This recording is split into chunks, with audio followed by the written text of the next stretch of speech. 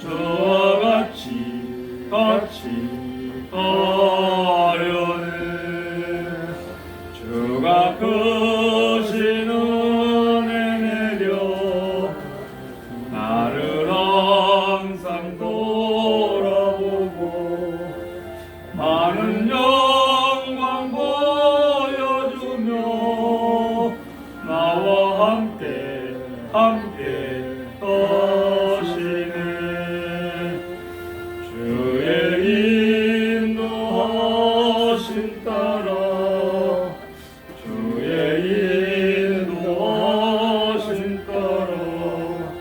어디든지 주를 따라 주와 같이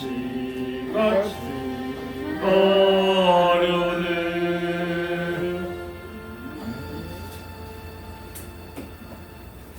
386장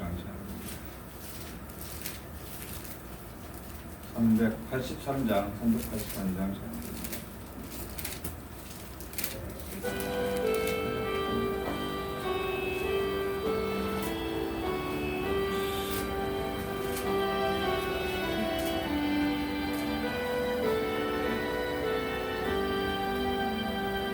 혼란과 핍박 중에도 성도는 신앙 지켰네. 이 신앙 생각할 때에 기쁨이 충만하도다. 성도의 신앙 따라서 죽도록 충성하겠네. 옥중에 매인 성도나 양심은 자유 얻었네. 우리도 고난 받으며 죽어도 영광 되도다.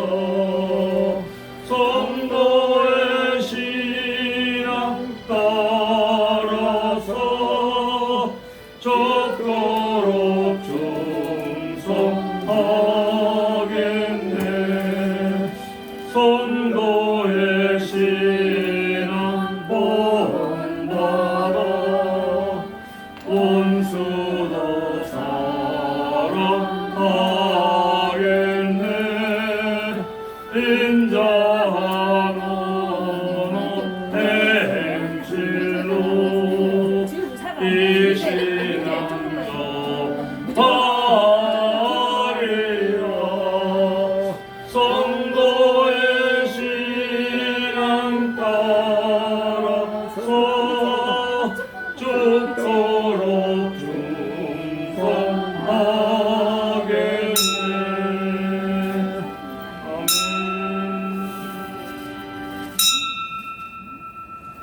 다같이 묵상 기도 드리심으로 주일 오후 예배 하나님께 드립니다. 다같이 묵도 드립니다. 주님.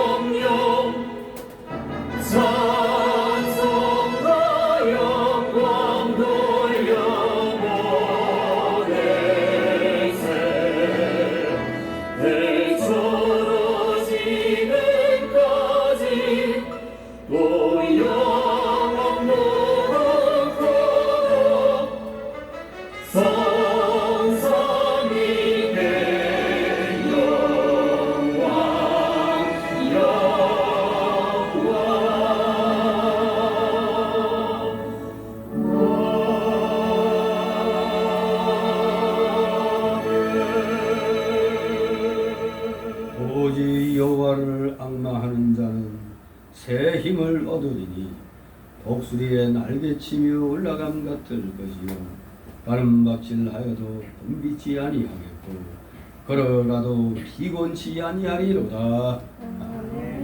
다시 사도신경으로 신앙 고백드립니다. 전능하사 천비를 것이 하나님 아버지를 내가 믿사오니 그의 아들 우리 주 예수 그리스도를 믿사오니 이는 성령으로 잉태하사 동정녀 마리아에게 하시고 본디오 빌라도에게 고난을 받으사 십자가에 못 박혀 죽으시고 장사한 지 사흘 만에 죽은 자 가운데서 다시 살아나시며 하늘에 오르사 전능하신 하나님 우편에 계시사 자리로서 산 자와 죽은 자의 심판하러 오시리라. 성령을 믿사오며 거룩한 공예와 소도가 서로 돕는 것과 죄를 사하여 주시는 것과 몸이 다시 사는 것과 영원히 사는 것을 믿사옵니다. 아멘. 다시 찬송가 397장 397장 보시고 박보시 시장이 기도 인도하십니다. 여기 순서 가운데로 밀어줍니다. 박보시 시장이 기도 인도하시겠습니다. 397장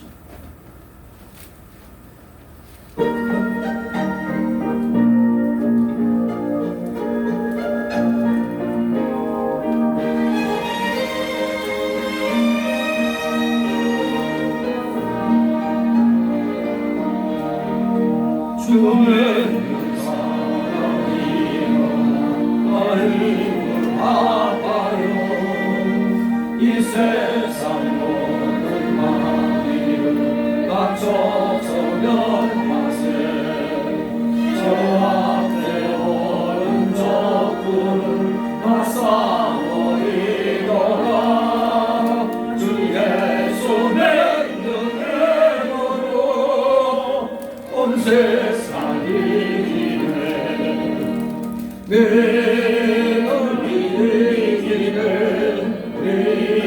너는 이기네 그 예수를 믿으니 온 세상이 이기네 오늘은 마음이 괴율로 큰 죄에 빠지니 진리 없니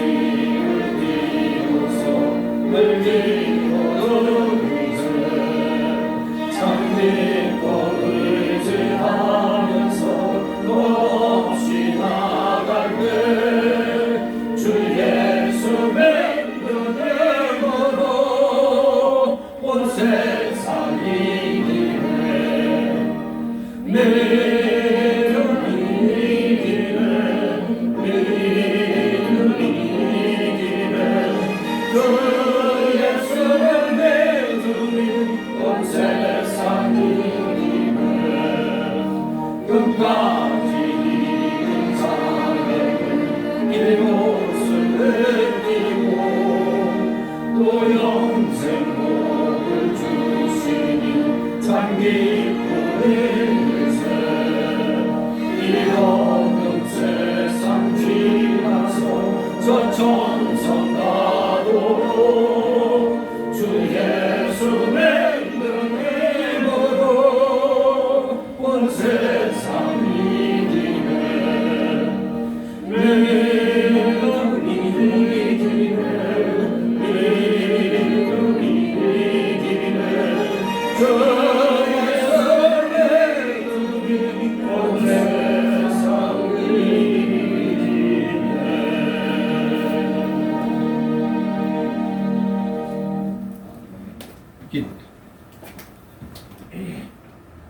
하나님 아버지 감사드립니다. 오늘 주일을 맞이하여 우리의 안식처가 되시며 피난처가 되시는 하나님께 예배 드리게 하시니 감사드립니다. 우리의 예배 가운데 성령의 충만히 힘하여 주시며 우리의 예배를 기뻐 받아 주시옵소서. 하나님 앞에 겸손한 마음을 주시고 주님을 전적으로 의지하고 흔들리지 않는 믿음 허락하여 주시옵소서. 하나님 아버지 올해 시간 동안 코로나19로 인하여 저희들의 일상이 많은 고통과 어려움을 겪고 있습니다. 이뿐만 아니라 마땅히 하나님을 섬기며 예배해야 할 그리스도인들이 마음껏 예배당에 나와 예배하지 못하고 주님께 소리 높여 기도하지 못하고 찬양하지 못하는 안타까운 상황이 계속해서 지속되고 있습니다. 하나님 아버지, 이 모든 상황을 끝내고 모든 일들을 온전히 회복하실 분은 오직 하나님 한 분임을 믿사옵니다. 무엇보다도 코로나19로 인하여 잠들어 있던 성도들의 마음속에 생명이 충만하는 마음속에 기름과 불을 지켜 주시옵소서. 하나님 아버지, 이번 주간은 우리나라의 교육 명절인 추석 연휴가 시작됩니다. 저희들은 오랜 시간 동안 명절날 귀한 만남을 가지면서 교제를 했었습니다. 하지만 주님, 이제는 2년 가까이 지속되고 있는 코로나19로 인하여 명절임에도 불구하고 부모님 형제들과 또한 친구들과도 마음 편히 자유롭게 만나기 힘든 안타까운 현실을 지내고 있습니다. 바라옵기는 그저 모든 성도들이 이 전능하신 주님을 바라보면서 하늘을 향해 두 팔을 벌려 간절한 마음으로 기도하게 하셔서 이 어려움을 잘 이겨낼 수 있도록 은혜 내려 주시옵소서. 하나님, 지금 우리나라는 큰 갈등과 어려움 속에서 크고 작은 분열을 겪고 있습니다. 바라옵기는 하나님의 마음에 합한 지도자가 이 나라를 잘 이끌어갈 수 있도록 앞으로의 모든 선거 과정을 친히 주관하여 주시길 원합니다. 이 시간 살아계신 하나님의 말씀을 재현하시는 목사님의 성령을 충만케 하셔서 변함이 귀한 말씀으로 말미암아 온 성도들이 하나님의 말씀을 뜻을 깨닫고 순종하는 시간 되게 하옵소서. 주님의 감사와 영광을 돌리며 예수 그리스도 이름으로 기도드리옵나이다. 아멘. 감사드립니다. 이 시간 함께 은혜 나눈 말씀은 오전에 이어서 열왕기하 6장 8절에서 33절까지 말씀을 보도록 합니다. 열왕기하 6장 8절에서 33절까지 교대로 읽겠습니다. 제가 먼저 읽겠습니다. 열왕기하 6장 8절에서 33절 8절. 때에 아람 왕이 이스라엘로 더불어 싸우며 그 신복들과 의논하여 이르기를 우리가 아무데 진을 치리라 하였더니 하나님의 사람이 이스라엘 왕에게 기별하여 왕은 성과 아무 곳으로 올라가지 마소서. 아람 사람이 그곳으로 나오나이다. 이스라엘 왕이 하나님의 사람에 자기에게 구하여 경계한 곳으로 사람을 보여 방비하기가 한두 번이 아닌지라. 이러므로 아람왕의 마음이 원하여 그 신복들을 불러 이르되 우리 주님 누가 이스라엘 왕에게 내게 구하지 아니하느냐. 그 신복 중에 하나가 가로되 우리 주 왕이여 아니로소이다. 오직 이스라엘 선지자 엘리사가 왕이 침실에서 하신 말씀이라도 이스라엘 왕에게 구하나이다. 왕이 이르되 여기 가서 엘리사가 어디 있느냐. 내가 보내어 잡으리라. 그의 왕에게 구하여 엘리사가 잡으리라. 왕이 이에 말과 병거와 많은 군사를 보내매 저희가 밤에 가서 그 성을 에워쌌더라. 하나님의 사람의 시험들과 일찍 일어나서 나가니 군사와 말과 병거가 성을 쌌느니라. 그 사람이 엘리사에게 구하되 내 주여 우리가 어찌하리이까. 대답하되 두려워하지 말라.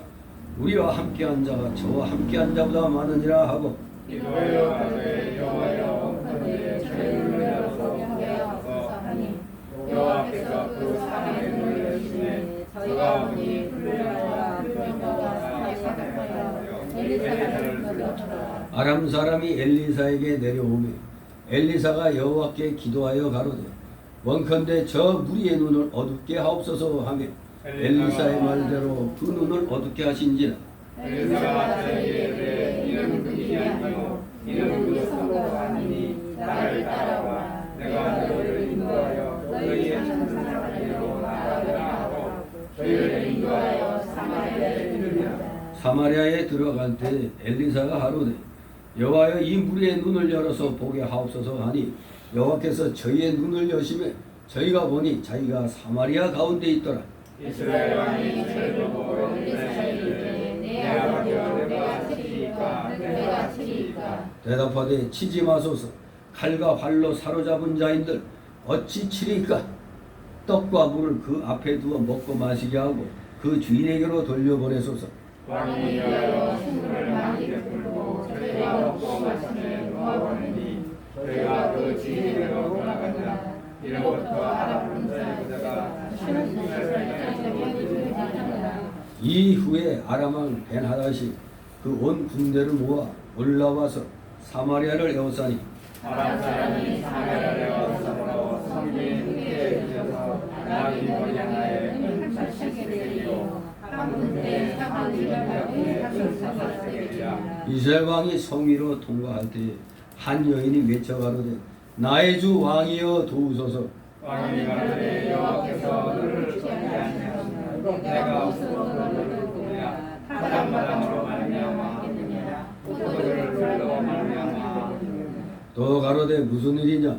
여인이 대답하되 이 여인이 내게 이르기를 네 아들을 내라. 우리가 오늘날 먹고 내일은 내 아들을 먹자 하며 우리가 드디어 내 아들을 찾아 먹었더니 이튿날에 내가 이르되 네 아들을 내라 우리가 먹으리라 하나 청하고 아들을 생겼느니라. 왕이 그 여인의 말을 듣고 자기 옷을 찢으니라.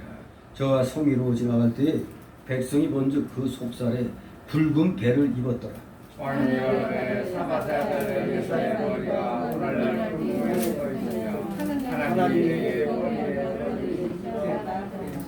그때 엘리사가 그 집에 앉았고 장로들이 저와 함께 앉았는데 왕이 자기 처소에서 사람을 보내었더니 그 사자가 이르기 전에 엘리사가 장로들에게 이르되 너희는 이 살인한 자의 자식이 내 머리를 취하려고 사람을 보내는 것을 보느냐. 너희는 보다가 사자가 오고도 문을 닫고 문 안에 들이지 말라. 그 주인의 발소리가 그 뒤에서 나지 않느냐 하고 무리와 말씀한 뒤에 그 사자가 이르니라. 왕이 가로되 이 재앙이 여호와께부터 나왔으니 어찌 더 여호와를 기다리리요. 아멘. 네, 오늘 오후 시간의 제목은 아람의 제1차, 2차 침입. 아람의 침입이 지금 2차에 걸쳐서 이루어질 때 하나님의 사람이 어떻게 행동했는가를 우리는 목도하게 되는 것입니다. 여기 아람 왕이 번번이 이스라엘을 치려고 할 때마다 실패했단 말이에요. 자기들이 가는 길을 미리미리 알아가지고 방비하니 도저히 공격이 불가능했습니다. 그래서 이 원인이 어디 있을까? 누가 간첩이 있어가지고 이 사실을 북이스라엘에 알려주는 거 아닌가 했더니 알고 봤더니 원인이 뭐요? 바로 엘리사 선지자로 말미암았다 이겁니다. 바로 엘리사로 말미암아 이스라엘을 공격하려고 하는 그 계획이 계속 틀어지는 겁니다. 정말로 북이스라엘은 복 중에 복을 받은 거죠. 적의 침입을 미리 선지자가 알려줘가지고 그대로 따랐더니 다 방어를 하게 된 겁니다. 자, 이 사실을 알고 이제 아람 왕이 선지자 엘리사를 체포하려고 이제 사람을 보냅니다. 그런데 오늘 본문에는 바로 이 아람 왕이 엘리사를 잡기 위해서 군사를 보냈으나 실패한 그 사건이 기록되어 있는 겁니다. 바로 이 아람의 1차 침입이 8절에서 23절까지고 또 2차 침입은 그 2일 이후에 시간이 흘러서 2차로 침입한 내용이 24절에서 33절까지 이렇게 기록되어 있는 겁니다. 아무튼 오늘 먼저 그 첫 번째 단락에 해당되는 8절 23절을 통해서 엘리사를 잡으려고 군대를 보냈지만 실패했다.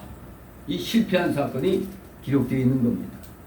그래서 이 내용을 가만히 살펴보면은 우리가 소위 소설의 전개 과정으로 살펴보면은 8절에서 13절까지가 발단에 해당되고 14절에서 19절까지가 그 상황의 전개에 해당되고 20절에서 23절이 아람의 1차 침입의 그 결말이 이렇게 짜임새 있게 쫙 소개되고 있습니다. 먼저 8절 13절의 그 발단의 내용을 살펴본다면 이 아람 왕이 이스라엘을 칠 계획을 세우면은 번번이 그 계획은 엘리사 선지자의 예언에 의해서 미리 알려져 가지고 이스라엘 군은 방비하게 됐던 겁니다. 이 사실을 뒤늦게 한 아람 왕은 엘리사 선지자를 체포한 후에 이스라엘을 침략해야 되겠다 이런 계획을 세운 겁니다. 그런데 여기에는 이 아람 왕의 어리석음이 부각되어 있는 겁니다. 즉 그 사람은 엘리사라는 선지자만 봤지 그 엘리사 선지자 속에서 역사하는 하나님의 능력을 몰랐던 겁니다. 그리고 엘리사를 대적하는 것이 바로 누구를 대적해? 하나님을 대적하는 것임을 알지도 못했던 겁니다. 자, 이러한 사실이 8절 13절에서 이제 소개되고 있고, 이제 본격적인 그 내용의 전개가 14절 19절에 이제 이루어지는 겁니다. 이렇게 어리석음으로 기업을 삼은 아람 왕은 엘리사 선지자 한 사람을 잡기 위해서 수많은 말과 병거와 군사를 파견했습니다. 그러나 엘리사를 호위하고 있는 하늘 군대는 산에 가득할 정도로 많았다고 기록하고 있습니다. 한편으로 우리 신약의 예수님께서 검을 빼어 대제사장에 보낸 무리와 대항하려는 제자에게 너는 내가 내 아버지께 구하여 지금 12형 더 되는 천사를 보내시게 할 수 없는 줄로 아느냐고 마태이 26장 53절에 말씀하신 바가 있습니다. 이처럼 하나님께서는 택한 자를 보호하고 계시기 때문에 어느 누구도 하나님의 손에서 그를 취할 수가 없는 것임을 알아야 됩니다. 자, 이러한 상황 속에서 20절 23절에 이 내용의 1차 침입의 결말이 그려져 있습니다.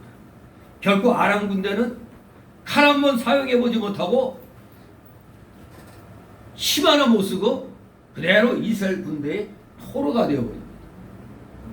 그럼에도 불구하고 엘리사 선지자는 자기를 잡으러 온 그 적에게 은혜를 베풉니다. 은혜를 베풀어서 이스라엘 왕으로 하여금 죽이지 못하게 하고 도리어 대접해서 돌려보냈습니다. 여기에는 소위 우리가 삼국지에서 제갈량이 저 남방을 정복하러 갈 때 적장을, 그러니까 그때는 남방 왕이지, 왕을 7번이나 잡고 7번 풀어주는 역사가 있어요. 그냥 뭐 제갈량이 군대 이끌고 오니까 격까지 거 하고 나가다가 번번이 제갈량의 계략에 의해서 패하면서 사로잡히고, 보통 사로잡혀서 항복을 받아내면은 이제 그걸로 끝나는데, 이놈이 남방왕이 속으로만, 그러니까 겉으로만 항복하고 돌아가서는 또다시 공격을 해놓은 겁니다. 그런데 또다시 제갈량의 계략에 또 잡혔죠. 이것이 도합 7번이나 된 겁니다. 그러면 뭐 다음에 잡히면 죽여야 되지만, 그런데 제갈량은 끝까지 그 먼 청나라에서 먼 곳에서 이 원정 왔는데 여기 무력으로 진압하면은 고태뿐이라는 걸 알기 때문에 어떻게든지 이 남방 왕이 스스로 마음으로부터 그냥 숙이게끔 만든 게 7종 7금의 그런 사건이 되는 겁니다. 아무튼 이 삼국지에서 적의 왕을 갖다 7번 잡아가지고 7번 놓아줌으로 결국에는 그 마음으로부터 불복을 얻어내는 겁니다. 마치 여기서 한 번밖에 이런 사건이 없었지만 적을 다시 살려서 돌려보낸다는 거, 이거 전쟁통에는 쉬운 일이 아니거든요.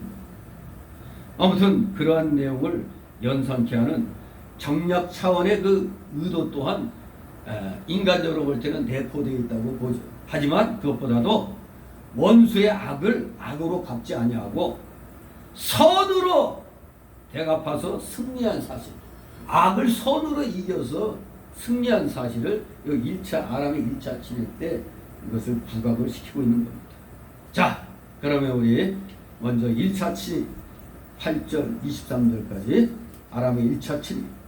엘리사를 잡으려는 아람 군대가 눈이 어두워지는 그 상황을 맞이하게 됩니다. 8절 10절 있습니다.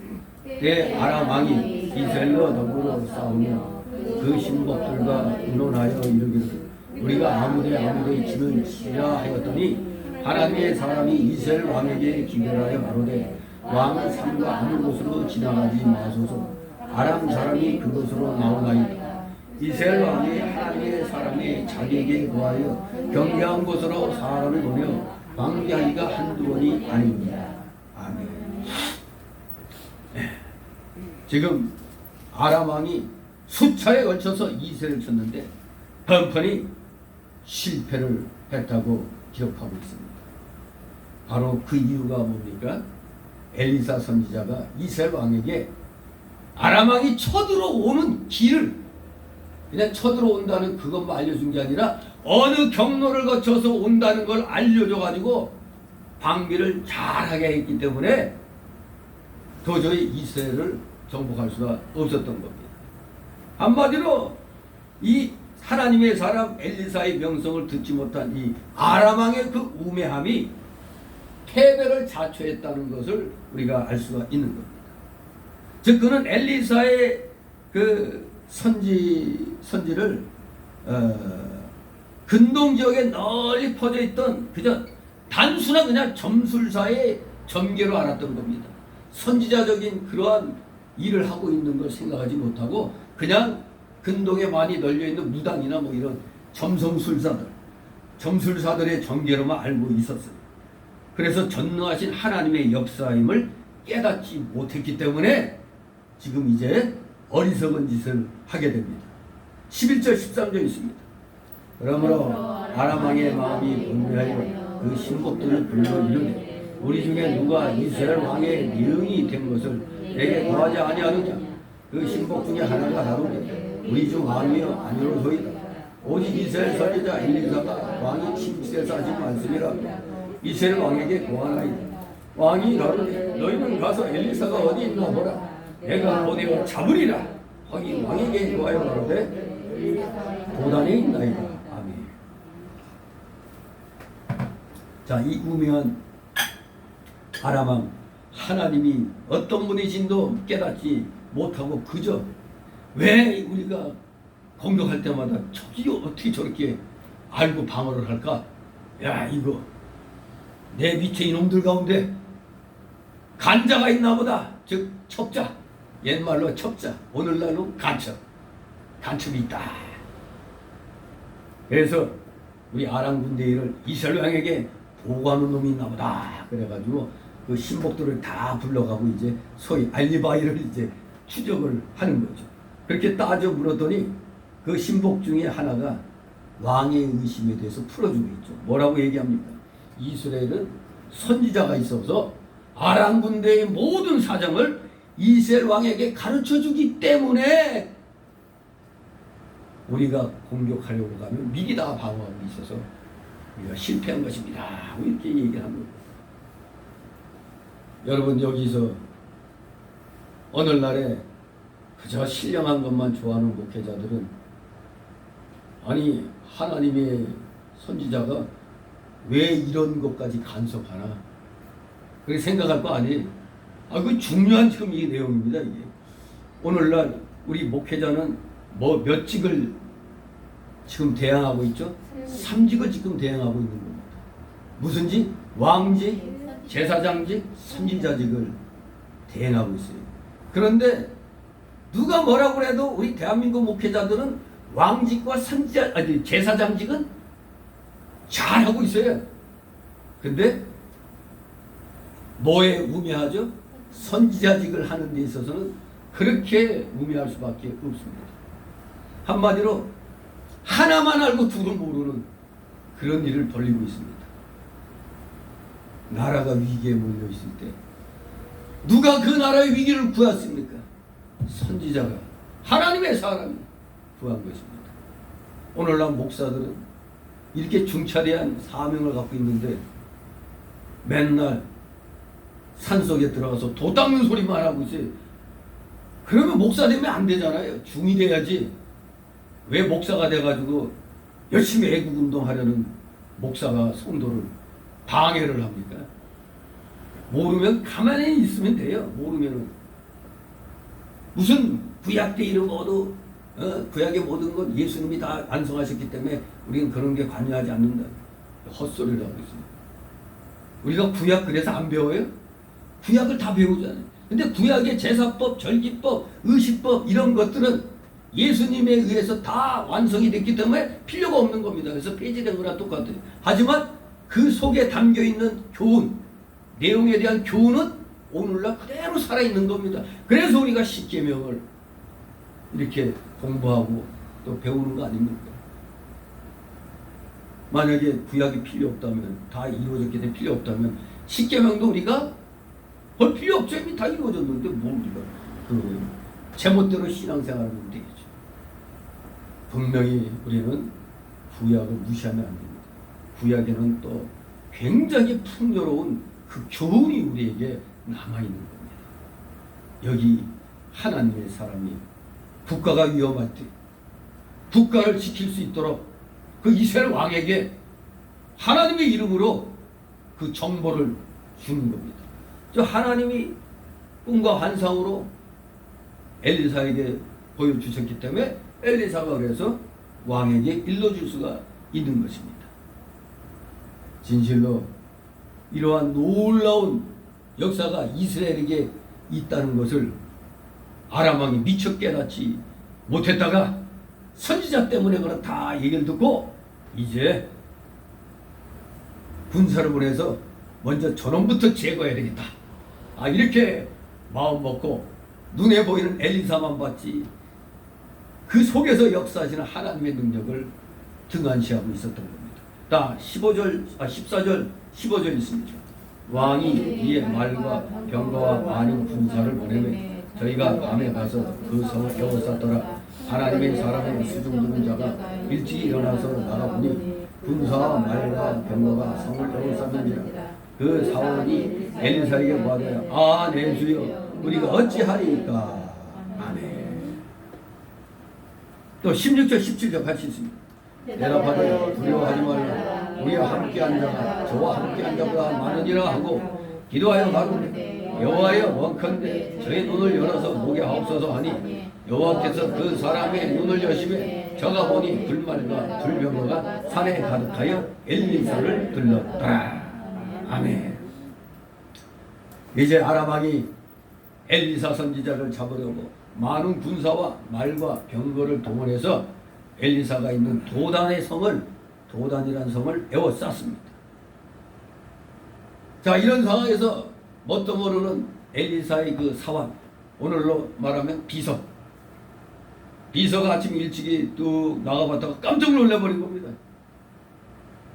새까맣게 둘러싸고 있었으니까. 그래서 내 주여 우리가 어찌하리까 하고 한탄했습니다. 아람 군대에게 포위당한 것을 보고 두려워하며 당황해서 자기 그 모시는 주인 엘리사에게 보고를 했던 겁니다. 그런데 엘리사는 아주 담대했죠. 아람 군대보다도 더 많은 천군 천사가 와서 호위하고 있다. 두려워하지 말라고 담대하게 말합니다. 엘리사가 자기의 사환에게도 그 사실을 알리고 사환의 눈을 뜨게 해서 그것을 보게 해달라고 기도했습니다. 그랬더니 하나님께서 사환의 눈을 열어 그 신령한 눈을 뜨게 하시매 불말과 불병거가 엘리사를 빼빼히 둘러싼 것을 보고 그제서야 사환은 안심했던 겁니다. 그렇습니다. 하나님께서는 성도가 이구할 때 천사를 보내 지켜주신다고 시편 34장 7절에서도 말씀하고 있습니다. 이렇게 신령한 눈을 뜬 자는 영적 세계의 것을 보고 환난과 핍박 중에도 담대해서 오히려 큰 환난 속에서 더 큰 소망을 갖는 것입니다. 우리는 여기 이 15절, 16절, 17절 사이에서 우리는 두 가지 사실이 뚜렷이 대조되어 있는 것을 보게 됩니다. 첫째, 사환의 눈과 둘째, 엘리사의 눈을 지금 대조해서 살펴보면 이 사환의 눈은 사환은 단지 도단성을 에워싸고 있는 눈에 보이는 아람 군대만 보고 놀란 것입니다. 마찬가지입니다. 영적인 눈을 가지지 못한 사람들은 모든 사람들은 다 인간적인 눈으로 모든 것을 파악하려고 함으로써 큰 낭패를 당하게 되는 것입니다. 자, 그런데 이와 반대되는 스승, 그 주인 엘리사의 눈의 시각은 뭐였습니까? 엘리사는 아람 군대보다 수야가 더 많은 하늘 군대를 보고 있었기 때문에 두려워하지 않았던 겁니다. 바로 여기에서 우리는 하나님을 신뢰하는 자의 당당함을 보게 됩니다. 이는 쓰러지지 않으려는 확신에 찬 신앙의 소상이라고 할 수가 있는 것입니다. 그러므로 우리 성도들은 이 상황을 보면서 어려움을 당할 때 여기 사환처럼 그저 어려움만 보지 말고 엘리사의 눈을 가지고 그 배후에 역사하시는 하나님의 사역을 볼 수 있도록 해야 된다는 걸 오늘 여기서 우리에게 또 가르쳐 주고 있는 겁니다. 18절 19절 있습니다. 아람 사람이 엘리사에게 내려오고 엘리사가 여호와께 기도하여 가로되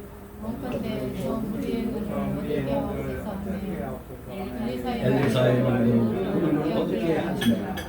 엘리사가 저희에게 이르되 이는 그 길이 아니요 이는 그 성대 아니 나를 따라 내가 너희를 인도하여 너희를 찾는 사람이라고 나아가리라 하고 저희를 인도하여 사마리에 이르리라. 아멘. 자, 아람 군대의 눈이 어두워졌다고 했죠. 하나님이 눈을 어둡게 하신지라. 엘리사가 하나님께 기도하면서 저 무리의 눈을 어둡게 없어서 했더니 하나님이 그 눈을 어둡게 하셨다고 했어요. 이 같은 표현법은 창세기 19장 11절에도 나타난 바가 있는데 이것은 무슨 수건으로 마치 눈을 가렸다는 그런 직설적 표현을 말하는 게 아니라 그들의 마음속에 그 흑심, 어떻게든 이제 엘리사를 잡아야겠다, 그것만을 생각하는 그 흑심을 이용해 가지고 함정에 빠뜨렸다는 그런 의미가 되는 겁니다. 물론 우리가 글자 그대로 하나님이 눈이 어둡게 하셨다면 이런 경우가 있죠. 여러분도 길 걸어가다가 어떤 생각을 골똘히 하고 가다 보면 앞에서 아는 사람이 이렇게 가까이 와서 인사를 했는데도 그 생각 하느라고 무심코 지나치면 나중에 사람이 어찌 그러냐, 자기 보고 인사했는데도 모른 척 하더라, 이런 얘기 있잖아요. 이제 어떤 생각하다 보면 나한테 아는 척하고 이렇게 해도 그걸 그 사람 나를 빤히 보고 오는데 나도 같이 그 사람을 보는데도 내 눈은 그 사람을 보고는 있지만 속으로는 딴 생각하고 있으면 그 사람인 줄 인식 못할 때가 있잖아요. 가끔 그런 오해받을 때가 있어요. 사람이 어떻게 교만해졌냐고, 인사에도 안 받냐고, 언제 언제 그런 일이 있었냐고, 생각도 안 나고. 어찌 여러 사람일지라도 하나님이 이들의 마음이 그쪽으로만 엘리사만 바라보고 있고 해서 주변에 어떤 상황이라는 건 전혀 아예 안 보이게 할 수가 있는 겁니다. 그러면서 또 우리가 인간적으로는 어떤 함정으로 이렇게 빠뜨렸다, 이렇게 우리가 또 해석할 수도 있는 것입니다. 아무튼 하나님의 사람을 비방하고 하나님 나라에 손해를 주는 자들은 신령한 눈이 어두워져 가지고 모든 것을 바라보지 못하게 된다, 이것을 우리에게 또 가르쳐 주는 겁니다. 조금 전에 말씀드린 대로 그저 욕심이 나는 그 눈으로 그것만 생각하면 주변의 것은 보이지 않는 거나 똑같은 겁니다. 아무튼 하나님 나라에 손해를 끼치고 하나님의 종을 대적하면은 심령의 눈이 어두워지는 겁니다. 즉 믿음이 연약해지고 떨어지게 된다는 얘기입니다. 우리 그 바울 사도, 바울 되기 전에 이름이, 히브리 이름이 사울이었죠. 사울도 예수님 비방하다가 정말 장님될 뻔한 일이 사도행전 9장에 있었죠. 강렬한 빛에 다메섹 도상으로 기독교인 잡으러 가다가 강렬한 빛에 그냥 눈이 하나도 안 보이고 그 자리에 엎드렸다고 그랬죠. 진실로 하나님을, 우리 예수님 비방하다가 눈이 어두워졌다는 역사가 신약 시대 때 바로 대사도 중의 사도인 바울에게도 그 일이 임했던 것입니다. 아람 군대는 여기 단체적으로 눈이 어두워져 갖고 주변의 상황들은 하나도 볼 수가 없고 그냥 엘리사만 이제 주목하고 있는 상황이 되는 겁니다. 그러다가 저 사람이 진짜 엘리사인지 아닌지도 긴가민가 하는 가운데서 그냥 엘리사에게 이끌려가지고 아람 군대로 말하면 적의 완전히 입속으로 들어가 버린 거예요. 이럴 때 우리가 흔히 표현하는 게 적의 아가리로 들어갔다 이러죠. 아예 그냥 아람 군대로 그대로 이스라엘 성중으로 그냥 이렇게 끌고 간 겁니다. 그야말로 이렇게 되면 아람 군대는 도간의 쥐꼬리 되는 겁니다. 20절 23절 있습니다. 사마리아에 들어갈 때 엘리사가 가로되 여호와여 이 우리의 눈을 열어서 보게 하옵소서 하니 여호와께서 저희의 눈을 여심해 저희가 보니 자기가 사마리아 가운데 있더라. 이스라엘 왕이 저희를 보고 엘리사에게 이르되 내 아버지여 내가 치리까 내가 치리까 대답하되 치지 마소서. 칼과 활로 사로잡은 자인들 어찌 치리까. 떡과 물을 그 앞에 두어 먹고 마시게 하고 그 주인에게로 돌려보내소서. 왕이 위하여 식물을 많이 베풀고 저희가 먹고 마시며 놓아 보내니 저희가 그 주인에게로 돌아가니라. 이로부터 아람 군사의 부대가 다시는 이스라엘 땅에 들어오지 못하니라. 아멘. 참으로 적을 이기는 길은 무력보단 칼보단 적의 마음을 사로잡는 자비와 사랑이라는 것을 우리에게 깨닫게 해주고 있습니다. 완악한 심령의 소유자를 그리스도께 굴복시키는 것은 정연하고 이기적인 논쟁의 승리가 아니라 그 사람의 심령을 변화시킬 사랑, 그것이 바로 굴복시키는 진정한 힘이 되는 것입니다. 여기 아람 군대가 그 눈이 어두워져서 그대로 이끄는 대로 따라갔는데 적의 한복판에 들어오게 된 겁니다. 그래서 결국 자기들이 사마리아 성에 갇힌 것을 보고 완전히 절망할 때 반대로 이스라엘 왕은 이게 웬 떡이냐 하고 그냥 이놈들 모조리 도륙해야 되겠다 생각하고 죽이려고 했지만 엘리사는 뭐라고요? 죽이지 말고 도리어 그들에게 떡과 물을 주어 잘 대접해서 돌려보내라고 왕에게 이렇게 권고를 합니다. 엘리사는 이렇게 대적하는 원수를 사랑으로 대했습니다. 이 원수를 얼마든지 죽일 수는 있으나 오히려 잘 대접함으로 그들의 머리에 마치 로마서 12장 18절 24절 말씀처럼 그 원수의 머리에 숯불을 넣은 것처럼 그들이 스스로 마음이 뜨거워져 가지고 되돌아간 것입니다. 그러므로 여기 보면 그들이 다시는 이스라엘을 치러 오지 않았다고 기록하고 있습니다. 원수가 사랑의 힘에 굴복당하는 것입니다. 원수를 사랑으로 정복해서 하나님께 돌리는 사람이 되면 하나님이 기뻐하시는 자가 되고 하나님의 나라는 점점 창성하여 확장되어 나가는 역사가 나타나는 것입니다. 이렇게 1차 아람의 침입 때 하나님의 사람 엘리사 선지자로 인하여 이제 한동안 이스라엘은 두 발 뻗고 자게 된 겁니다. 그런데 또 세월이 흘러 24절 이하에 보니까 이 아람이 마음이 바뀌어가지고 2차로 침입한 것을 보게 됩니다. 그 결과 어떠한 일이 일어납니까? 사마리아가 포위됨으로 말미암아 성중에서 먹을 게 없으니까 자기 애를 잡아먹는 일이 일어나고 있는 걸 보게 되는 겁니다. 그야말로 이 24절부터 이 아람의 그 2차 침략이 언제 끝나느냐? 이 7장까지 가서 이제 그 결말로 이제 결말이 맺어지게 되는 걸 보게 되는데 이 하나님의 선지자 엘리사가 이 사마리아 성을 향해서 예언하며 그 성취된 내용이 7장에서 이제 소개되는 겁니다. 어떤 예언을 했을까요? 여기 본문에 24절 이하에 보면 아람 왕 베나닷이 이스라엘을 쳐들어왔는데 하나님의 능력으로 인해서 어처구니없이 도망한 그 사실이 기록되어 있습니다. 이 7장에 보면 어이없이 그냥 걸음아 날 살려라고 이제 도망가는 그 사건이 7장에 일어납니다. 그래서 미리 그 내용까지 다 7장까지 살펴본다면 그 당시 전쟁 당시 이스라엘의 상황이 33절까지 24절에서 33절까지 전쟁 당시 이스라엘 상황이 기록되어 있습니다. 이 전쟁이 장기화됨에 따라 포위당한 이스라엘 백성들은 아주 극심한 기근과 경제적인 궁핍에 시달리게 됩니다.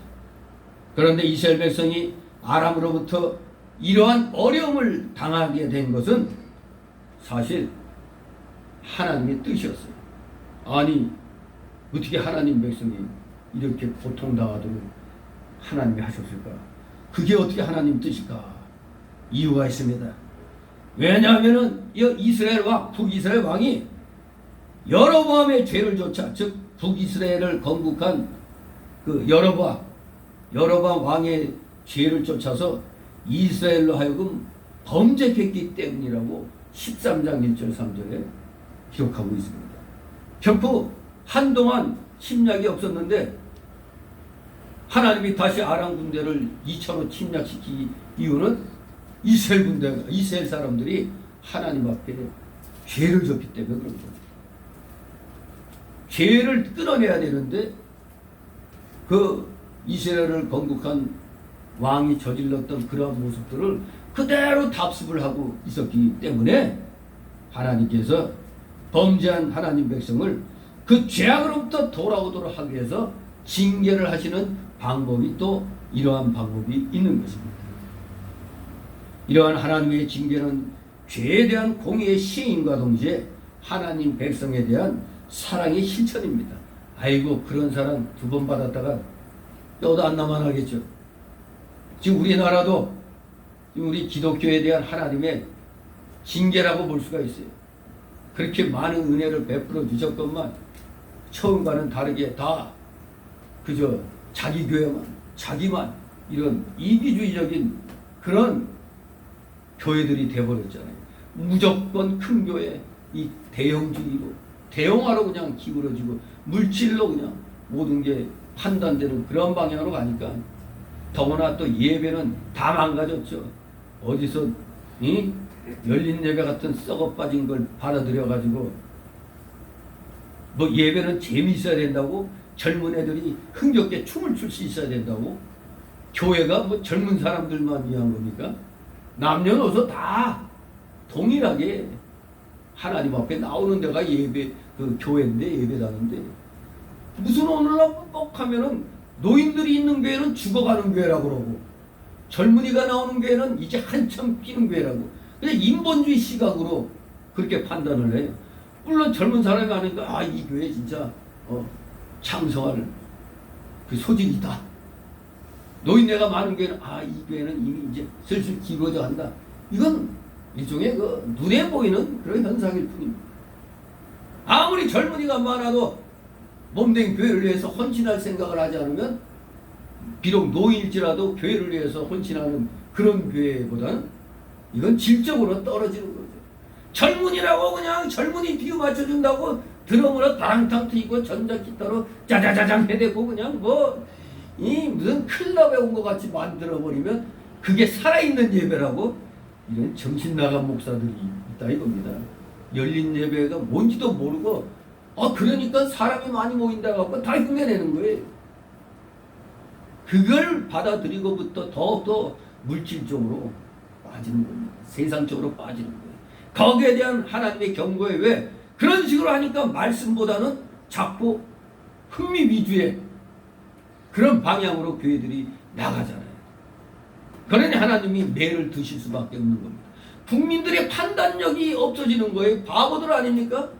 아니 어떻게 이 문가 정권이 지금 4년, 이제 5년을 돼가면서 그야말로 바닥을 치고 내려가고, 자살자가 속출하고, 자영업자도 그냥 다 망해버려 가고, 임대 내놓는 그 건물은 늘어나고, 해외 투자자들이 슬금슬금 돈 빼가지고 나가고, 이런데도 문가가 잘한다고 30~40%가 고정적으로 표를 준다는 게 기저초통할 노릇인 겁니다. 이건 아직 이 국민이 정신 못 차렸다는 거예요.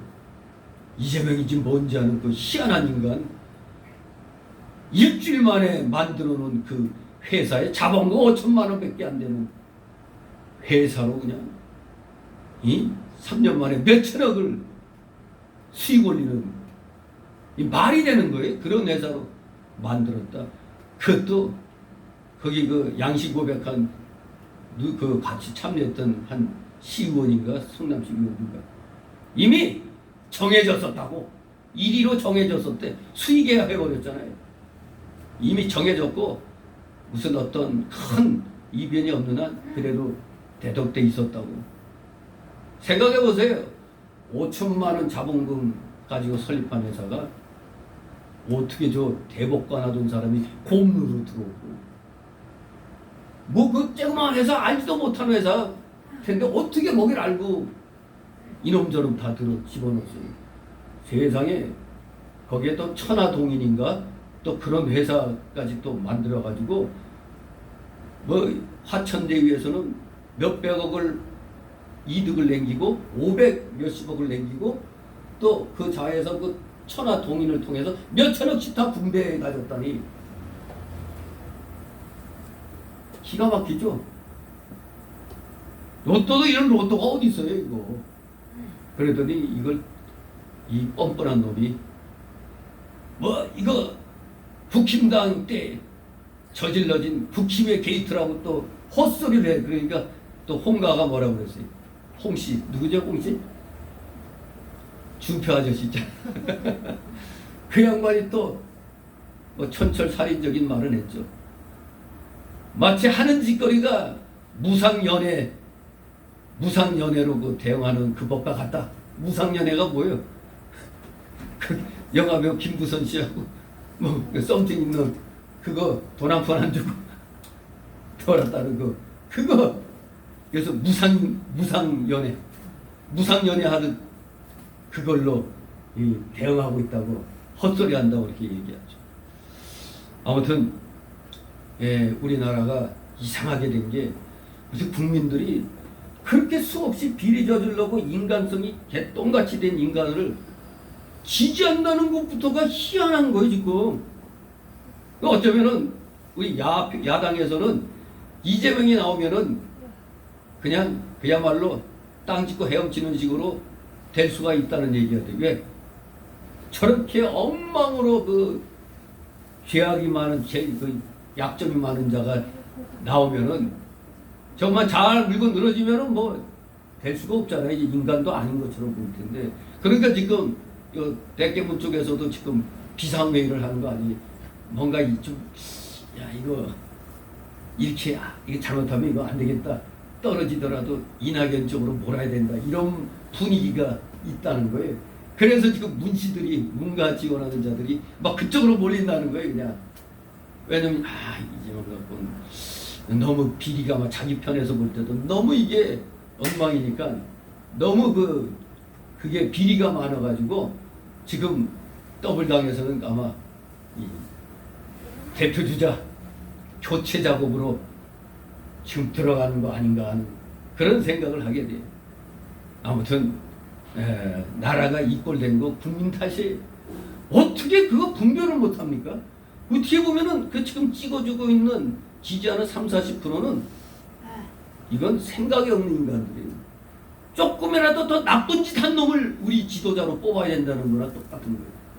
세상에 결함이 많아도 그렇게 많은 결함이 있는 자들을 지지한다? 돈 몇 푼 퍼준다고?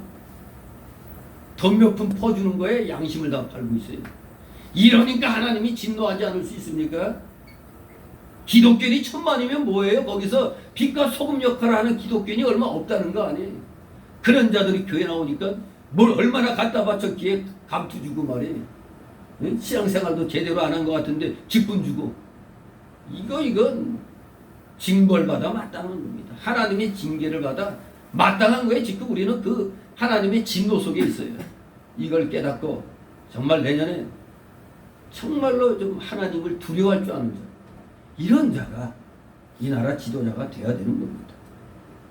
분명히 그렇게 하지 않으면은 하나님이 우리를 바로 세우려고 1000만의 기독교인들을 정신 차리게 하시려고 더 극단의 방법을 쓰실 수도 있는 겁니다.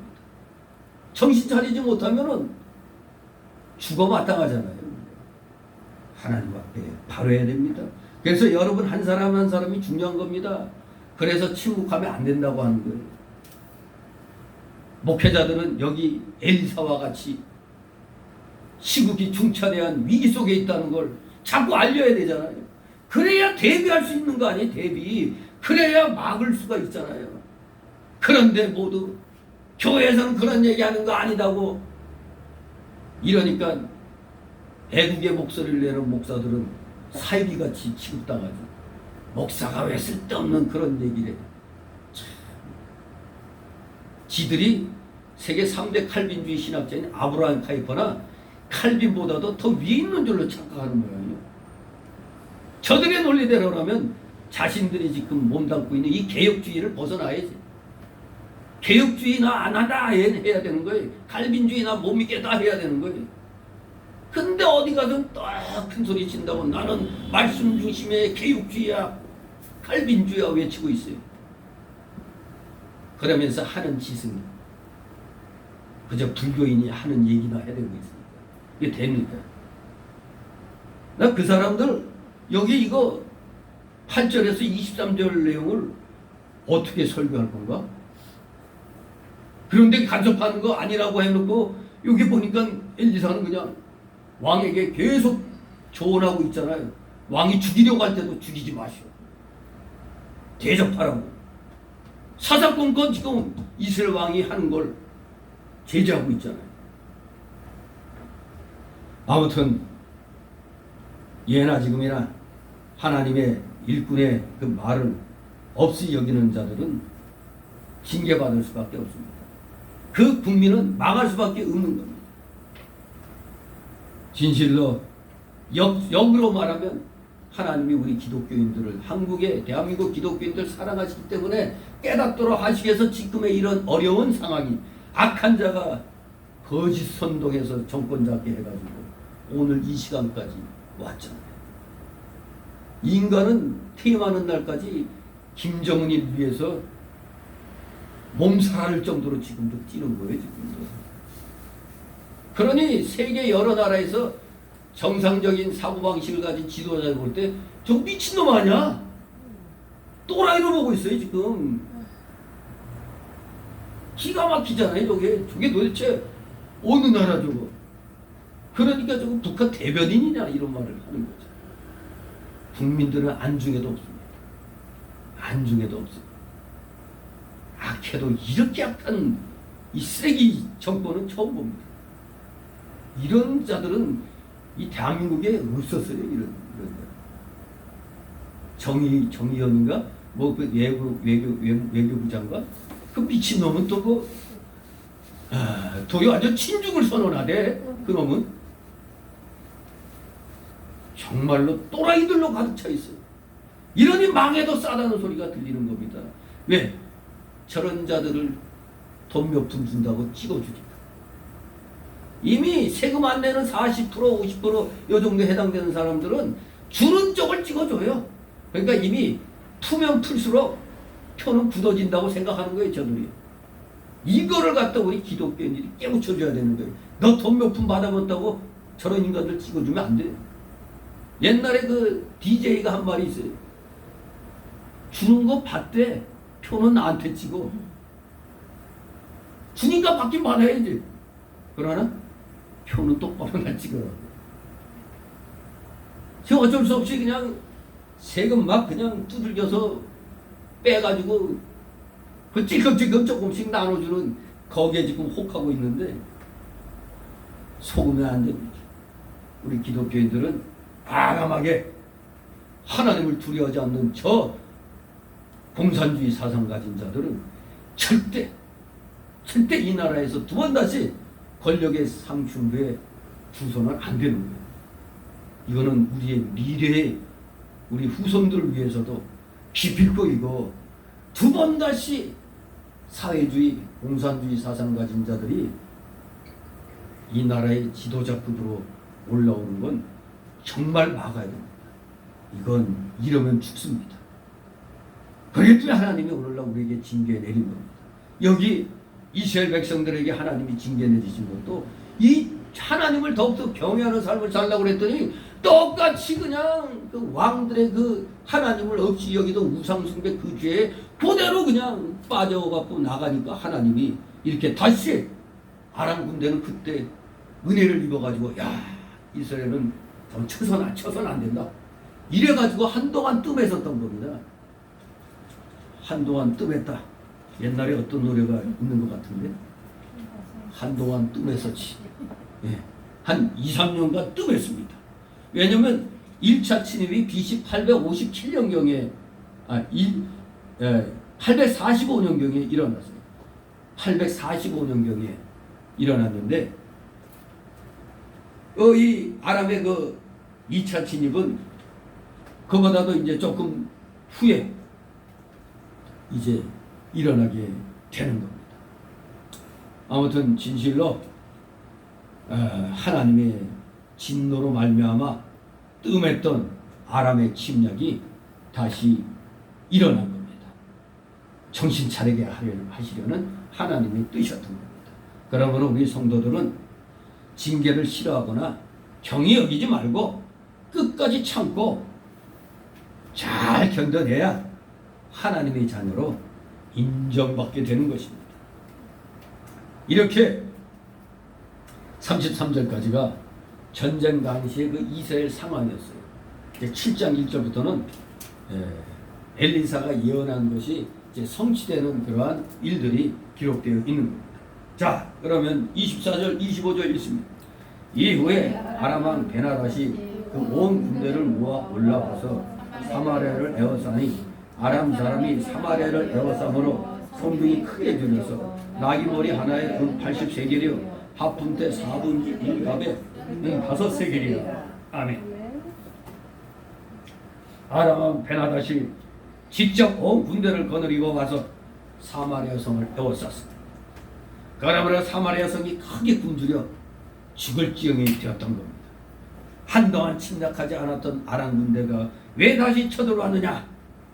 초도에 말씀드린 대로 이스라엘 백성이 하나님 앞에서 그 선진들의 그 애비애비들이 저지른 그 죄를 그대로 다 버리지 아니하고 답습해 왔기 때문에 저 하나님 앞에 범죄를 계속했기 때문에 하나님께서 다시 아람 군대를 들어서 몽둥이로 사용하시는 겁니다. 아무리 하나님의 사람이 원수를 사랑으로 이겨갖고 태평케 했지만은 백성들이 그 은혜를 잊어버리고 계속 범죄하니까 하나님께서는 다시 원수를 일으켜 그 손에 붙이신 겁니다. 이러한 연유로 2차 아람의 침략이 시작된 것입니다. 근데 여기 보니까 얼마나 성한 상황이 비참한지 사마리아를 뺑 둘러싸고 그냥 철통같이 밖에서 막아놓으니까 성 안의 사람들이 이제 굶어 죽게 생겼어요. 그랬더니 여기 보니까 나귀머리 하나에 80세겔이요 하푼테 4분의 1갑에 5세겔이라 그랬어요. 나귀머리 평소에는 먹을 만한 가치가 없는 것이라고 해요.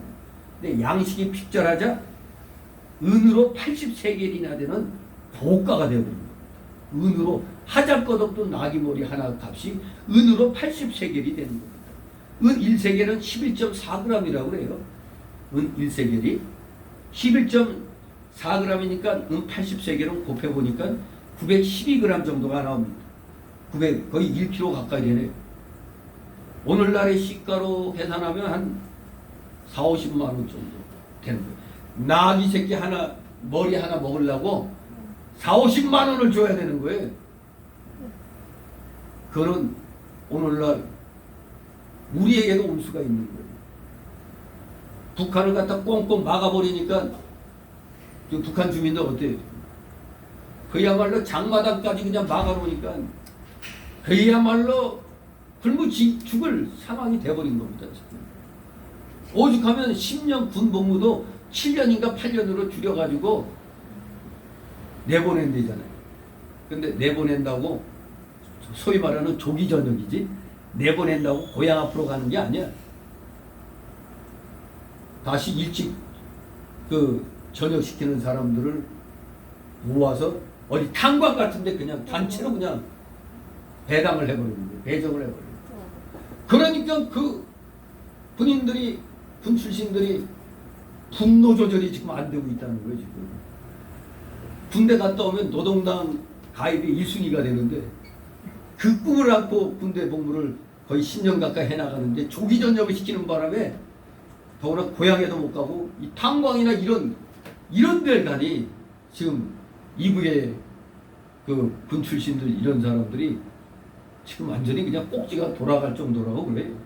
아무튼 저들도 이 내부면을 보면은 굉장히 지금 복잡한 그런 상황에 놓여 있습니다. 아무튼 먹고 살 게 없어지니까 더 그런 겁니다. 우리도 지금은 아직 풍요를 아직은 누리고 있지만은 이걸 끝까지 우리가 가야 될 텐데 자꾸 지금 망해가는 사람들 소식이 너무 많아요. 이게 참 안타깝죠. 아무튼 이렇게 성 안에 하찮은 나귀머리 먹지도 않은 걸 갖다가 40~50만 원 돈 주고 사야 됩니다. 얼마나 어렵다는 거예요. 더구나 또 여기 합분태가 뭐냐? 합분태. 이게 비둘기 똥이에요. 비둘기 똥. 그러니까 비둘기 똥이 얼마만 해요? 조그맣죠 그냥. 쌀알보다 좀 크던가? 비둘기 똥만한 거예요. 그냥. 합분태로 번역된 히브리어 디브요님은 비둘기 똥이란 뜻입니다. 즉 비둘기 똥같이 생긴 콩. 그런 걸 말하는 거죠. 그리고 또 어떤 학자는 오니도 갈룸이라는 식물의 둥근 뿌리를 말한다고도 얘기를 합니다. 아무튼 한갑은 이 합분태, 비둘기 똥 같은 거 이거 생긴 콩이 한갑에 1.3리터라고 그러는데 이것의 4분의 1이 은 5세겔이라면 현재 시가로 계산하면 이 비둘기 똥 한갑에 똥만한 콩 하나가 한갑에 25,000원, 3만원 요 정도에 해당된다는 겁니다. 야, 요만큼 요걸 갖다가 2~3만원 주고 이제 사서 먹어야 되는데 이것도 없어서 못 사게 되는 상황이 되는 겁니다. 포위해 놓으면은 그야말로 이거 숨통 막히는 겁니다. 우리는 이 상황을 보면서 얼마나 지금 성안이 심한 기근을 당하고 있는지를 알 수가 있습니다. 그렇습니다. 우리는 하나님이 살게 해야 살고 하나님이 손을 한번 내면은 돈이 아무리 많아도 그 돈은 가치가 없는 겁니다. 생명이 하나님께 있고 물질로 사는 게 아니라는 것을 우리는 분명히 마음판에 새겨놔야 됩니다. 오늘날 지금 있는 사람들이 자꾸 집안에 금고를 사놓는다고 그래. 금고가 씨가 말라간다는 얘기가 있는데 개인 금고에다가 5만 원짜리 뭐 이거 잔뜩 쌓아놓는 모양이에요. 그러니까 이러한 상황을 보고 어떤 얘기까지 들리냐? 화폐개혁. 북한에서 한번 화폐개혁 잘못했다가 자살자 속출하고 엉망이 돼버렸잖아요. 그랬더니 김정일이 지가 해놓고 그걸 맡아서 실행한 사람을 국민들 앞에서 공개 총살시켰죠. 모든 데 다 뒤집어씌우고 이놈이 잘못해갖고 그랬다고. 그래서 국민들의 분노를 그걸로 잠재우는 그야말로 희생양이 돼버렸어요. 그 화폐개혁한 사람이. 지금 오늘날 대한민국은 이 정말로 사형제도를 실시하면 지금 사형당해야 될 인간들이 이 정권에 수북합니다. 왜? 하나같이 다 역적놈들이니까. 하나같이 대한민국을 무너뜨리는데 그냥 일조하는 놈들로 가득 찼어요 지금. 정말로 분통이 터집니다 이거. 삼권 분립이 이미 진작이 깨져버렸습니다.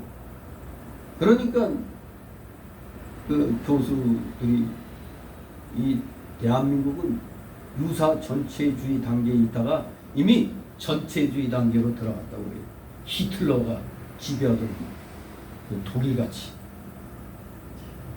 그런 상황이 진행되는데도 어떻게 이런 자들을 30~40%가 지지한다고 하니 이게 도저히 믿을 수가 없는 거예요. 이게. 그놈의 대가리 속에는 뭐가 들어있는 거예요? 참. 저 황장수 그 뉴스 브리핑 거기에도 보니까 황장수 씨가 말하는 게 오늘날 내가 생각하는 그 생각이더라고. 국민들 정신 좀 차리라고. 아니 어떻게 이런 자들을 갖다 표를 주는지 도무지 이러다 망한다. 정말로 대책 없는 국민이라는 식으로 얘기를 하던데 정말 그렇습니다. 공정하게 이 나라를 생각해야 되는데 맨날 고향 따지고 어느 학교 출신이냐 요거 따지고 지금 정계에 지금 경희대 나오신 분들은 분노를 해야 되는 거예요. 어떻게 경희대 출신들이 지금 완전히 맹쳐놓고 있어요. 문가부터가 경희대 나왔다며 진짜인지 아닌지 모르겠지만 뭐 경희대 나왔다고 그러는데 아무나 그러니까 팔은 안으로 굽는다고 자기 그 근처 사람들은 이제 쓰게 되는 거예요. 참 희한한 일이 일어나는 겁니다. 아무튼 우리가 생명이 하나님께 있고 물질로 사는 게 아닌데 자꾸 몇 푼 걷어주는 걸 가지고 좋아하면 안 돼요. 남미 국가들이 그렇게 많은 사회주의의 그 실험 단계를 거쳤는데도 아직도 정신 못 차리고 있잖아요. 이제 남미 국가들. 어죽하면 브라질 대통령이 국민들 그냥 선동해갖고 머저리 다 나와가지고 이 대법원 탄핵하는데 왜? 대법관이 빨갱이란 말이에요. 공산주의 사상 가지고. 그러니까 국민들과 함께 자유를 위해서 죽겠다고 이런 각오를 하는 거예요. 그건 우리나라같이 대통령 그 중심제가 아닌 모양이에요. 우리가. 아무튼 거의 남미 중에서도 그래도 브라질 대통령이 기존으로 그래도 좀 깨달은 것 같아. 자유를 위해서 투쟁해야 된다.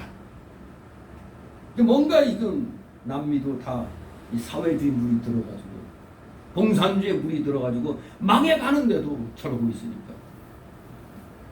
아무튼 하나님의 진노를 우리는 풀어야 됩니다. 풀어드려야 돼요. 풀어드리는 게 뭡니까? 열심히 제대로 된 신앙생활을 하고 제대로 영혼구원 사업에 사역에 우리는 힘을 써야 됩니다. 26절 29절 있습니다. 이스라엘 왕이 성으로 통과할 때 한 여인이 외쳐 가로되 나의 주 왕이여 도우소서. 왕이 가로되 여호와께서 너를 돕지 아니하시면 내가 무엇으로 너를 도우랴? 타작마당으로 말미암아 하겠느냐? 포도주 틀로 말미암아 하겠느냐? 또 가로되 무슨 일이냐? 여인이 대답하되 이 여인이 내게 이르기를 네 아들을 내라. 우리가 오늘날 먹고 내일은 내 아들을 먹자 하며 우리가 드디어 내 아들을 삶아 먹었더니 이튿날에 내가 이르되 네 아들을 내라 우리가 먹으리라 하니 저가 그 아들을 숨겼나이다. 너무나 비참한 상황이죠. 지금 뭘 먹고 있는 거예요 지금? 자기 애를 먹고 있는 거예요 지금. 하루라도 더 연명하려고 자기 새끼를 잡아먹는 거예요 이거. 사람 새끼가 얼마나 사마리아 성이 말할 수 없는 심한 기근을 당하고 있느냐 이겁니다. 이렇게 극기하는 정말로 글 읽을 수도 없을 비참한 상황, 자식까지 삶아먹는 일이 일어난 겁니다. 이럴 수가 있어요. 그것도 오늘은 우리 집 애를 잡아먹고 내일 가면 네 집 아, 이럴 바에 같이 다 죽는 게 낫지. 어떻게 그런 짓을 해요 이게. 정말로 무지막지한 일이 일어나는 겁니다. 머리가 돌아버리는 거예요 한마디로. 굶으니까. 다 이것은 하나님의 말씀대로 이루어진 것임을 알아야 됩니다. 레위기 26장 29절, 신명기 28장 53절 57절 말씀처럼 말씀을 어긴 대가입니다. 아들 아무리 굶주린다고 자기 애를 삶아먹은 것, 이건 믿음을 떠난 행위이며 짐승과도 같은 행위입니다. 아니 짐승조차 자기 새끼는 안 먹죠. 둘 다 죽을 바에는 하나만 죽고 하나는 더 살아보겠다고 해서 자기 아들을 잡아먹는 이런 일들.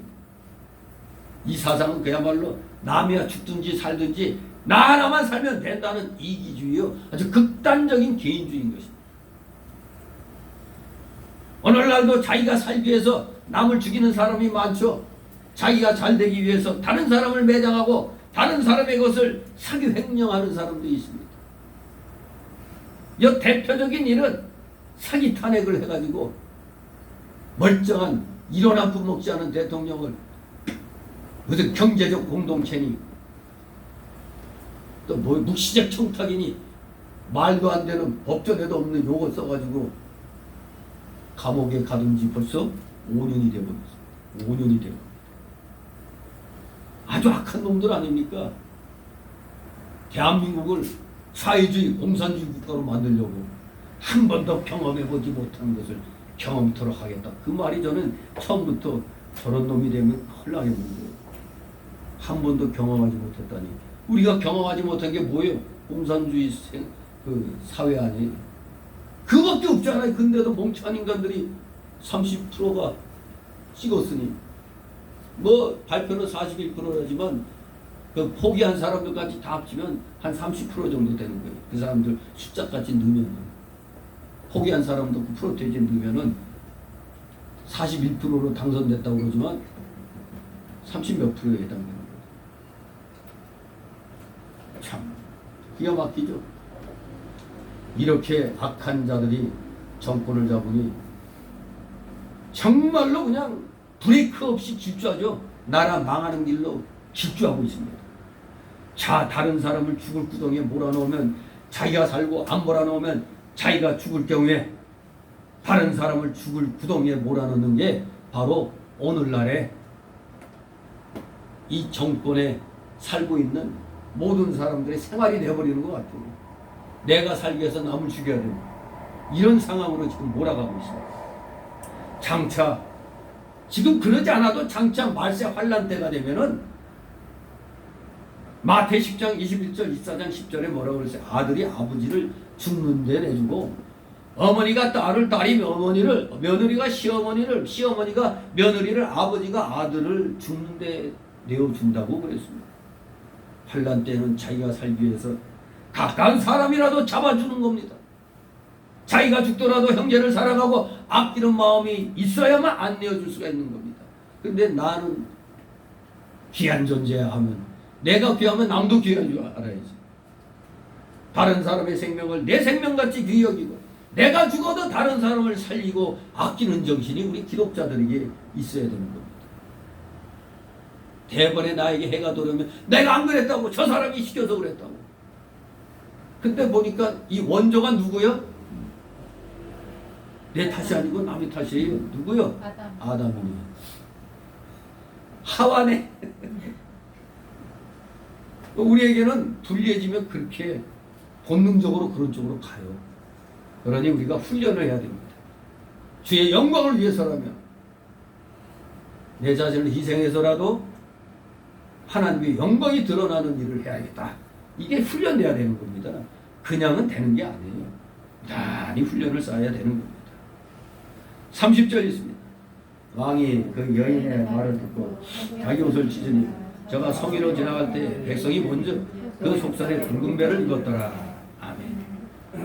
왕이 돼가지고 백성들을 잘 먹고 잘 살게 해야 되는데 세상의 아들들 잡아먹는 그런 얘기 듣고 너무 참담해서 자기 옷을 찢었다는 거예요.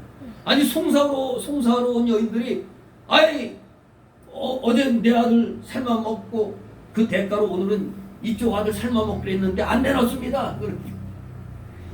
이게 말도 안 되는 거 아닙니까? 이건 말이야? 이게 뭐야 이게? 말이야? 막걸리야? 말도 안 되는 소리를 하니 너무너무 참담하죠. 왕으로서 책임을 느껴야 될 거 아니에요. 백성을 자기가 굶주리게 하고 있는 거 아닙니까? 그러다 보니 너무 참담해서 자기 옷을 찢었습니다. 열왕기상 21장 20절 요나서 3장 5절에 보면 왕들도 회개할 때 굵은 배를 입었다고 했잖아요. 이 굵은 배를 입었다는 것 죄를 회개할 때 입는 옷입니다.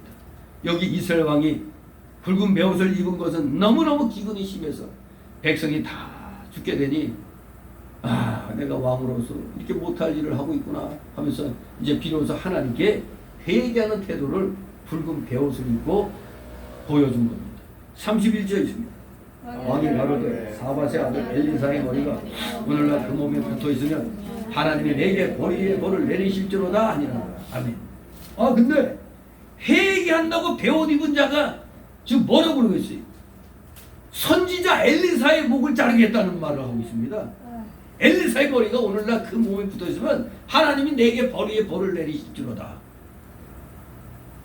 저 선지자 저 엘리사 저놈의 목을 베겠다 이거 아닙니까? 왜? 엘리사 때문에 이 재앙이 내려왔다 이렇게 알고 있었던 겁니다. 왜 그렇습니까? 엘리사를 원망하려면 원망할 수 있는 이유가 있죠. 왜? 예전에 아람 군대가 사마리아 성 안에 갇혔을 때 모조리 다 잡아 죽였어야 하는데 엘리사가 시키는 대로 살려보냈기 때문에 그들이 다시 와가지고 오늘날 우리가 이런 환란을 당하고 있다 이렇게 생각할 수도 있잖아요. 지금 이 왕은 그렇게 생각한 겁니다. 이거 그때 그놈들은 모조리 돌이켰어야지. 이런 게 없었는데 저 선지자가 이런 말 해가지고 살려주라고 해서 살려줬더니 오늘 이 꼴을 당한다. 그러니 내 안 되겠다. 좀 괘씸한 저 엘리사 죽여야 되겠다. 이렇게 마음먹은 겁니다. 게다가 엘리사가 백성들이 회개하지 않고 여전히 죄를 짓고 나오므로 하나님이 아람 군대를 보낸 것이라고도 분명히 백성들 깨닫게 해서 말했던 걸 전에 들었을 겁니다. 그러니까 이놈 역적놈 이제 뭐 이러면서 도리어 우리를 보호해야 되는데 하나님께 사정해서 도리어 적을 불러들였다? 이거 자기의 그 잘못된 것을 깨닫지 못하고 자꾸 이렇게 원인을 다른 데로 돌리는 겁니다. 그렇기 때문에 왕은 엘리사를 당장 잡아 죽이려고 각오를 한 겁니다. 왕이 베옷을 입고 백성들을 사랑하는 것은 좋지만 선지자를 원망하고 죽이려 하는 것은 더 큰 잘못임을 알아야 됩니다. 오늘날도 마찬가지입니다. 아무리 공궁에 빠져서 다 죽게 된다 할지라도 지금 저기 위에 높은 자리에 앉아있는 기독교인들이라면은 자기가 혹시 그 자리에서 쫓겨날지라도 이렇게 정치방역하면 안 됩니다. 했어야 되는 겁니다. 아무리 공궁에 빠져 다 죽게 돼도 하나님의 종과 교회는 다치게 하면 안 되는 겁니다. 그런데 모두 다 이 국회의원 300명 가운데 보니까 장로 집사 수두룩 가는데 어느 한 놈 그냥 입 열어갖고 왜 교회에다가 그렇게 하느냐, 그건 안 된다, 공평하게 해야 된다 이래야 되는데 외치는 인간조차 하나 없어요. 안수 집사라고 하는 정세균 이게 또 앞장서가지고도 그냥 이낙연 더 앞장서가지고 교회 그냥 못 나오게 이렇게 막았잖아요. 아무리 내 자신이 잘못하면 자리에서 쫓겨난다 할지라도 이렇게 하나님의 종과 교회를 다치게 하면 안 되는 겁니다. 하나님의 기관을 다치게 하면 하나님이 진노하신다는 걸 알아야 됩니다. 우리가 다 아는 욥, 재앙을 받아서 형편없이 되었지만 절대 하나님에 대해서는 원망하지 않았습니다. 오히려 하나님을 경외하고 두려워했기 때문에 나중에는 배로 갑절로 복을 받았습니다. 다윗은 사울왕이 자기를 죽이려고 따라다녔지만 하나님께 대해서나 하나님의 기름 부은 왕은 언제나 아끼고 귀히 여겨 사울을 2번씩이나 죽일 찬스를 잡았는데도 죽이지 않았잖아요. 하나님이 친히 기름 부어 세운 왕이라고 생각했기 때문에 목숨을 자기가 건드리지 않았던 겁니다. 나같이 32절 있습니다. 그때 엘리사가 그 집에 앉았고 장로들이 저와 함께 앉았는데 왕이 자기 초소에서 사람을 보내었더니 그 사자가 이르기를 엘리사가 장로들이 이르되 너희는 이 사람자의 자식이 내 머리를 취하려고 사람을 보내는 것을 보느냐?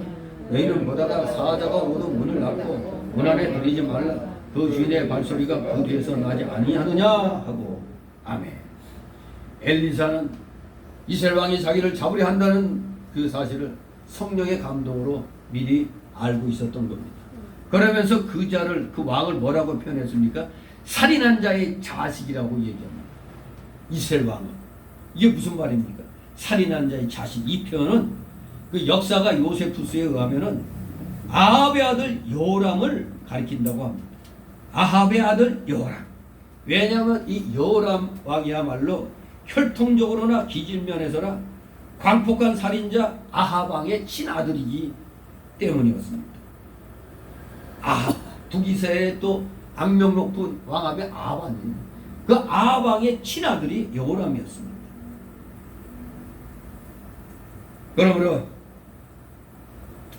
열왕기상 21장 19절에 그 기록이 있죠.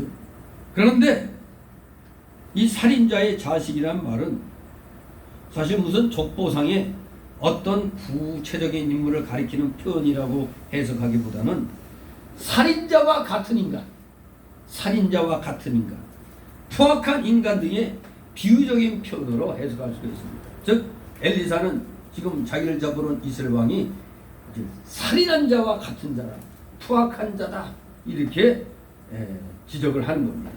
그래서 사자가 오고도 문을 닫고 문 안에 들이지 말라고 했습니다. 엘리사를 잡으러 오는 왕의 사자들이 오거든 아예 집에 들이지 말라는 겁니다. 그 주인의 발소리가 그 뒤에서 나지 아니하느냐, 즉 왕이 홧김에 엘리사의 목을 자르라고 사람을 보내놓고는 곧 후회해가지고 뉘우쳐가지고 바로 혹시 엘리사가 진짜 자기 부하들에게 죽을까봐 급히 지금 따라오고 있는 중이란 뜻이 그 주인의 발소리가 그 뒤에서 나지 아니하느냐 그 말인 겁니다. 뒤늦게 아차 내가 너무 실수했다. 그래서 불이 났게 온 겁니다. 혹시라도 내가 보낸 그 군사가 엘리사를 죽일까봐. 그랬더니 엘리사는 그걸 미리 알고 문 열어주지 마라. 왜? 그 뒤에 자기가 내린 명령이 잘못된 줄 알고 급히 그 왕이 쫓아오고 있으니까 열어주지 말라고 한 겁니다. 이렇게 엘리사는 하나님이 능력 주심으로 알고 있었던 겁니다. 그러므로 잠시만 있으면 왕이 와서 죽이지 말라고 할 것이기 때문에 그의 사자를 문에 들이지 말라고 한 겁니다. 이해됩니까? 이게 그 주인의 발소리가 그 뒤에서 나지 않느냐가 바로 그겁니다. 먼저 군사 보내면서 당장 목을 메워라 했는데 보내보는데 아차 이건 내가 아니냐, 그때 그냥 쫓아오는 겁니다. 그러면서 뭐라고 외칠까요? 멈춰라! 그거 아닙니까? 영화의 한 장면입니다. 그야말로 멈춰라! 하는 거예요. 멈춰라. 왕이 베옷을 입고 회개하는 중에 있고 또 과거에 엘리사가 이스라엘을 구원한 공이기 때문에 뒤늦게 엘리사를 죽이면 안 되겠다고 왕이 이렇게 생각하고 달려온 것이었습니다. 33절 있습니다. 우리와 말씀할 때 그 사자가 이르되 왕이 가로되 이 재앙이 여호와께로부터 나왔으니 어찌 너 여호와를 기다리려. 아멘. 왕은 뒤늦게 이 재앙이 여호와께로 온 줄을 알았던 겁니다. 여호와의 시킨 것이 아니면 재앙이 임하지 않는다고 아모스 3장 6절에서도 말씀하고 있습니다. 우리 성도들은 재앙이 올 때 여호와께서 주신 줄 알고 우리는 피하지 말고 여호와께서 주신 잔을 달게 받으면서 내가 지은 죄들을 회개해야 되는 겁니다. 다른 사람을 원망하며 인본주의로 생각하지 말고 오직 우리는 하나님께로부터 이 모든 것이 왔다, 그렇게 믿어야 되는 겁니다. 어떤 재앙을 만나든지 하나님께서 나를 회개시켜서 더 좋은 것을 주려고 주신 줄 믿고 참는 자가 복을 받는 겁니다. 이 악한 정권이 세워진 거 우리 인간적으로는 너무너무 안타깝지만 우리가 얼마나 잘못했으면 우리를 깨닫게 하시려고 우리를 그냥 매타작을 해서라도 깨닫게 하시려고 이런 악한 정권을 세웠다고 생각하면은 이 또한 어떻다고? 이 또한 지나가리라. 믿음으로 우리는 또 참으며 이겨나가야 되겠습니다. 예레미야가 3장 24절 26절에 내 심령에 이르기를 여호와는 나의 기업이시니 그러므로 내가 저를 바라리라 하도다. 무릇 기다리는 자에게나 구하는 영혼에게 여호와께서 선을 베푸시는도다. 사람이 여호와의 구원을 바라고 잠잠히 기다림이 좋도다. 자기 잘못을 회개하고 여호와께로부터 온 멍에를 잘 메고 끝까지 참으면 때가 이르면 반드시 하나님께서 손으로 갚아 주십니다. 때를 기다릴 줄 몰라갖고 괴롭다 자살하고 자살하면 안 되잖아요. 힘들어도 불의에 대하여 외치면서 하나님이 맡겨주신 이 자신의 사명을 감당해 나가면서 참고 나가야 되는 겁니다. 그러면 반드시 하나님이 선으로 갚아주시는 날이 오는 겁니다. 그러니 오늘 우리들도 대한민국 모든 기독교인들도 정신 똑바로 차려서 다시는 하나님이 싫어하시는 그런 악을 행하지 말고 죄를 짓지 말고 우리가 성경 말씀대로 바로 선다면 오늘의 이러한 현실은 잠시 지나가고야 말게 될 것입니다. 우리 끝까지 좋은 날이 올 줄 알고 우리 하나님께 늘 기도하면서 각자에게 맡겨주신 일 최선을 다해 이뤄나가시는 우리 귀한 믿음의 일꾼들 되시길 주님의 이름으로 축원합니다. 기도합니다. 여러 가지 하나님 아버지 은혜를 감사드립니다. 우리는 너무나 나약하고 정말로 여러 가지 면에서 부족합니다. 이런 것을 우리가 깨닫고 오늘의 어려운 현실을 우리 오직 믿음으로 말씀으로 이겨나가는 진실된 신실한 주의 자녀들 귀한 일꾼들 다 되게 하여 주시옵소서. 감사드리며 예수 그리스도의 이름으로 기도 좀 나이다. 아멘. 다 같이 찬송가 399장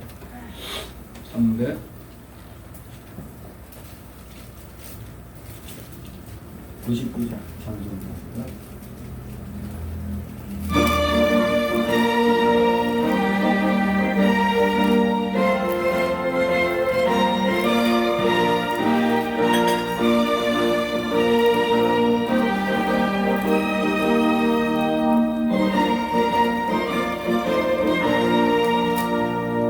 주의 약속하신 말씀이 예수 영원토록 주를 찬송하리라. 소리롭게 주께 영광 돌리며 약속 믿고 굳게 서리라.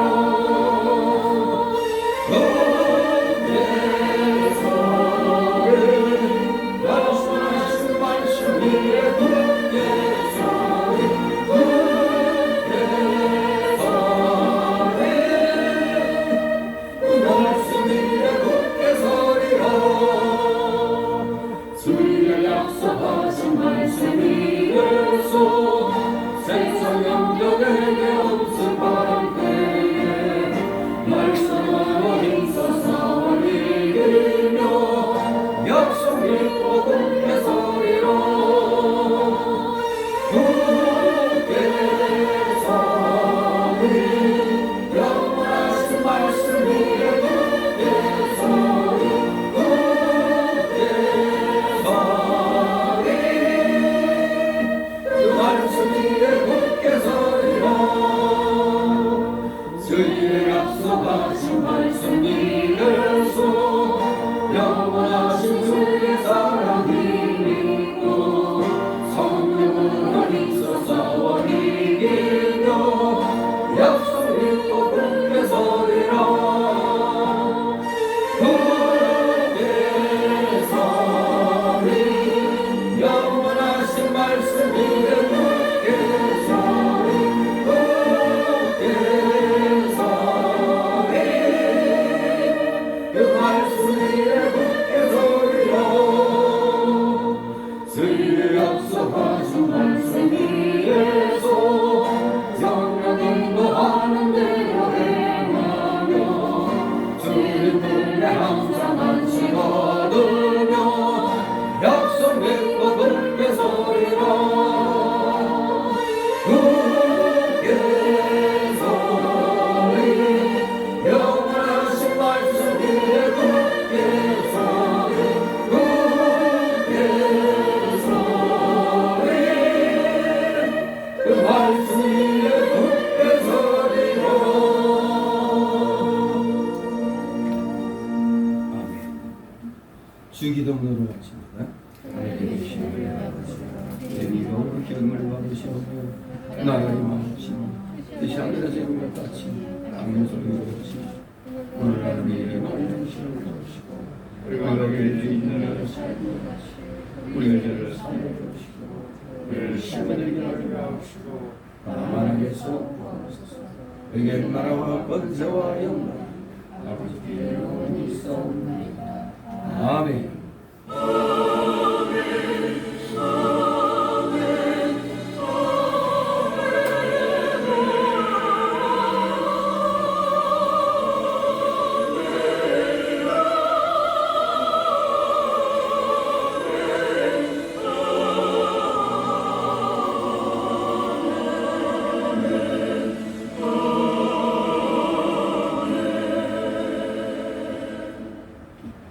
수고들 하셨습니다.